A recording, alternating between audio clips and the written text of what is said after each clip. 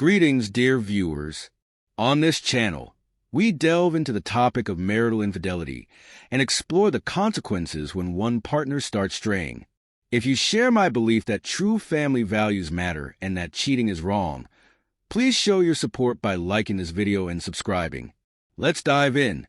A smile crept across my face as I watched my wife of 12 years, Avery, eagerly announce her plans to attend a reunion with some old college friends. It was just a regular Friday night, and she was dressed in her favorite dress, which had always accentuated her timeless beauty. She radiated the same glow that had first captured my heart all those years ago. Her excitement was contagious, and I couldn't help but feel happy for her. Over the years, I had come to trust Avery completely. When she went out with friends, I stayed home, confident in our bond and the unspoken trust that formed the foundation of our relationship. Before she left, she leaned in to give me a kiss and wish me a good night. With a playful smile, she reminded me not to stay up too late. I had no reason to doubt her, no reason to question her intentions. I fully trusted her. After a quiet start to the evening, I found myself lounging on the couch, a chilled beer in hand, with a movie playing in the background to pass the time. Avery's nights out had become a familiar part of our routine, and I was genuinely happy for her to enjoy herself. But as the hours ticked by, I began to feel an uneasy sensation creeping in. It wasn't intense, more like a faint itch I couldn't quite shake. It wasn't exactly suspicion, just a subtle feeling that something wasn't quite right. Usually, Avery would post a picture, a check-in, or a quick update on social media about her evening, but tonight, there was nothing. The silence was unsettling, and I couldn't ignore the growing sense that something was off. I tried to brush it aside, convincing myself that maybe she was just too caught up in the moment to post. But the feeling only grew stronger as time went on. By 1:30 a.m., my initial concern had transformed into a nagging worry. There had been no messages, no calls, no updates. This was unlike her. Unable to quell the mounting anxiety, I did something I had never done before. I accessed our shared phone account. For years, I had respected her privacy. But tonight, an inner voice urged me to look deeper. One name stood out: Daniel. The tone of their messages was unmistakably flirtatious.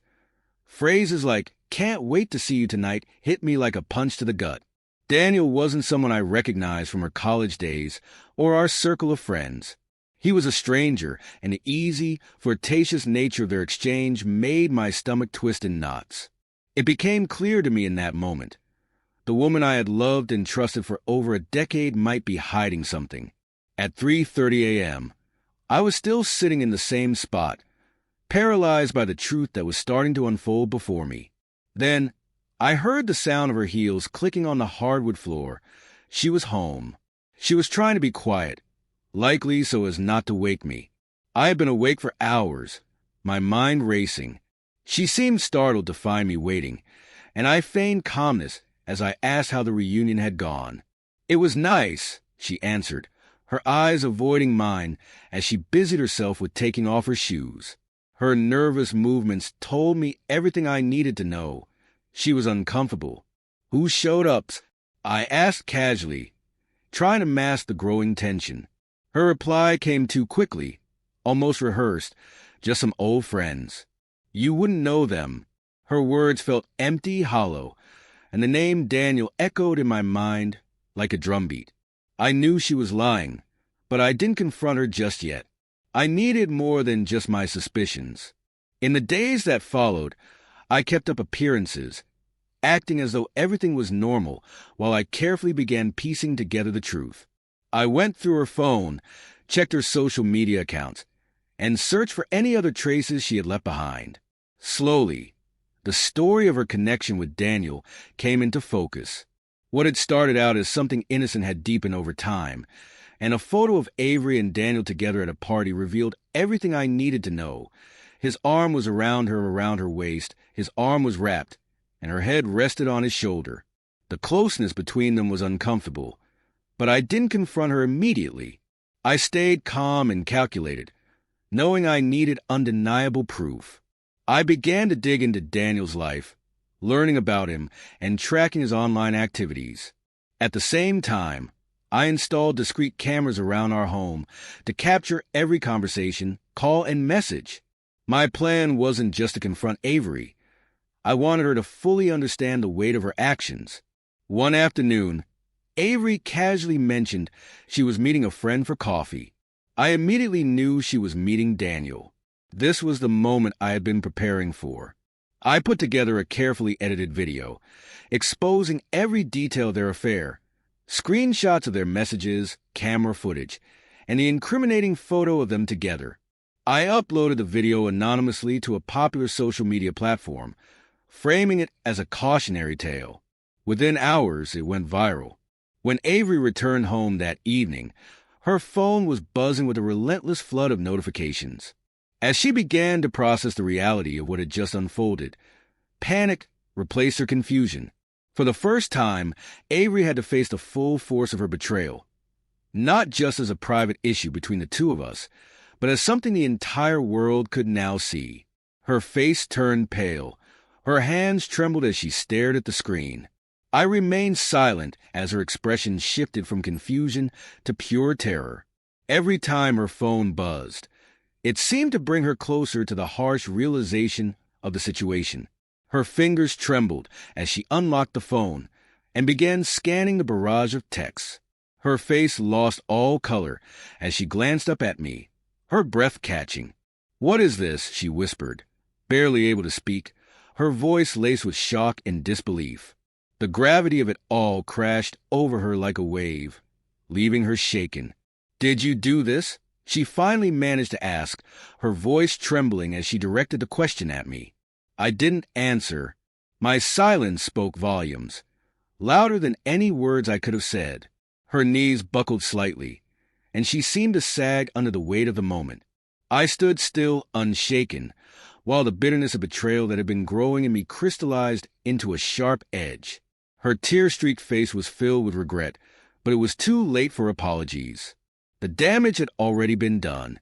For a fleeting, selfish indulgence, "You really thought I wouldn't find out?" I asked calmly, emphasizing each word.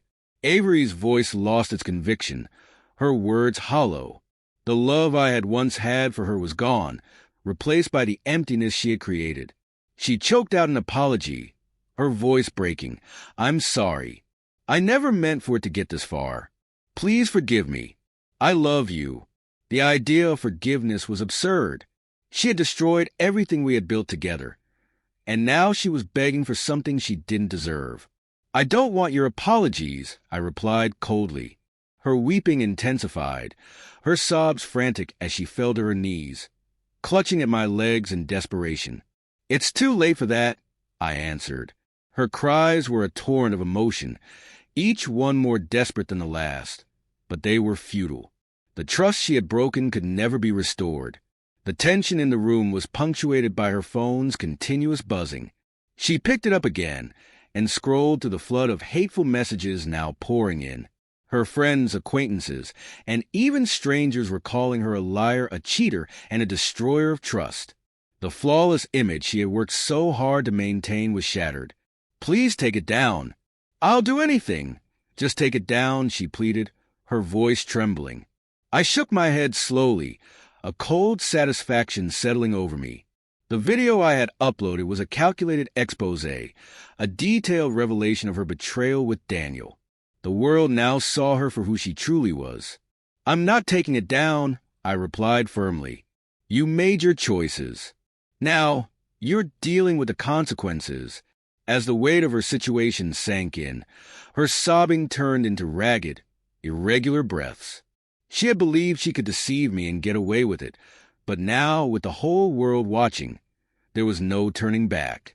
Without another word, I turned to leave. There was nothing more to say, and no confrontation could fix what had already been broken. Her sobs followed me as I left. She had taken everything from me, my trust, my peace, my sense of security, and I had nothing left to give. "Where are you going?" she cried, her voice piercing with desperation. But I faded into the silence that now hung between us. The man who had once loved her with all his heart had vanished, replaced by someone who could no longer stand to look at her. Our relationship was over.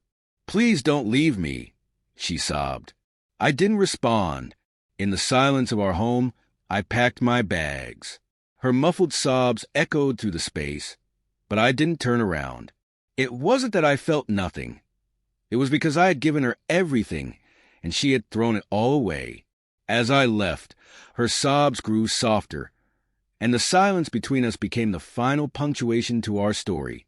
Her apologies, her explanations, and her desperate pleas for another chance filled my inbox in the following days, but I never responded.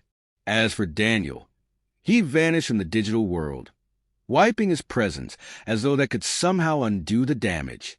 He had thought he could enter my life and leave without consequences, but he was wrong.